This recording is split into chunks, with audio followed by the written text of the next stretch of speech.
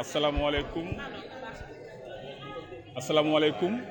Je m'appelle Titi Yoro, je suis acteur culturel, le président du collectif des acteurs culturels de la ville de Dakar et du Sénégal, mais aussi le président de la plateforme Yakar qui regroupe les 19 communes de la ville de Dakar, les 4 départements et aussi jumelés avec les 14 régions. Nous avons senti et nous avons compris que la jeunesse a besoin de se voir, de comprendre, d'avoir des résultats par rapport à leur vie, à leur façon de faire et à leurs croyances. Cause pour laquelle nous nous sommes dit que l'entrepreneuriat serait hyper bien de nous lancer et de lancer la jeunesse pour un développement durable et un développement pérenne. Nous avons utilisé des canevas qui peuvent servir aux jeunes de pouvoir se développer, c'est-à-dire créer des emplois. Mais comment créer des emplois? Commencer par la formation et aussi utiliser les 13 segments que nous avons mis en place depuis décembre 2020 pour pouvoir aujourd'hui les développer. Que ce soit commerce, transport et aussi la culture, le sport, le transport, les créations d'entreprises, la formalisation, mais aussi avec les femmes, nous pouvons aussi assez gagner pour pouvoir développer notre communauté sur un développement durable et pérenne. Bon, c'était un peu difficile, mais au fond, nous avons vu que les jeunes ne sont pas compliqués. Ils veulent tout juste être avec nous, ils veulent tout juste être avec sa population et faire l'inter-échange entre les institutions, les institutions financières et son peuple. La population a besoin d'être là, d'être sentie approximativement.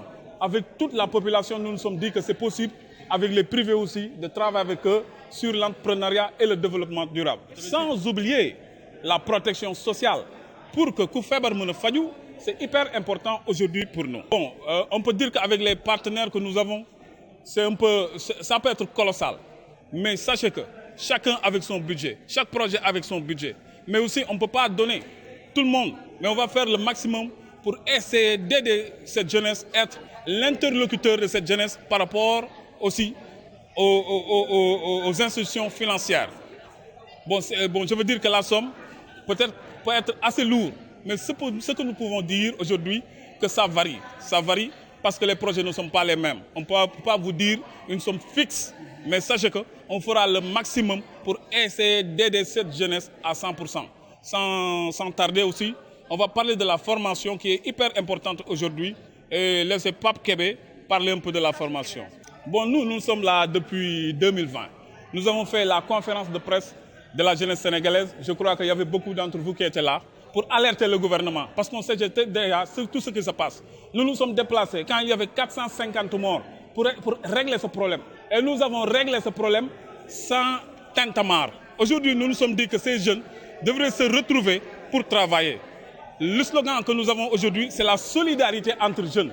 C'est le développement vraiment du Sénégal. Et il y a toutes les régions, il y a tous les départements, mais aussi il y a les 19 communes de la ville de Dakar qui se mobilisent aujourd'hui sur l'entrepreneuriat et la protection sociale. Donc, sans plus tarder aussi, nous avons mis des mécanismes de fonctionnement pour le suivi, l'évaluation, mais aussi l'accompagnement. C'est hyper important parce que la plupart de ces projets est hyper éphémère, ça n'a pas de suite. Cause pour laquelle nous nous sommes retrouvés avec beaucoup de transparence pour essayer de voir ce qu'on peut faire ensemble. Quand tout le monde est là, on voit que c'est transparent. Et c'est ce que veulent aussi cette jeunesse d'aujourd'hui. Sachez que, alhamdoulilah, aujourd'hui, la jeunesse va se mobiliser, mais va se mobiliser pour travailler sur le terrain.